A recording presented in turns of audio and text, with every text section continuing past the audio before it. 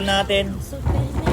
Ayan, ayaw gumana, tinaray ko na kanina, napatuyo ko na, binabad sa tubig at ayan, di gumana talaga, baka may ano na sa loob ng battery nito. So itatry na lang natin ito sa ano. Itatry na lang natin dito sa alcohol na 70%. Yan, sana gumana guys. At bubuksan natin tong ating ano, drone. Try natin buksan.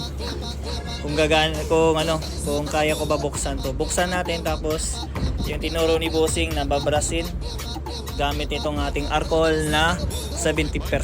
So wala kasing 99% at saka 75% na alcohol.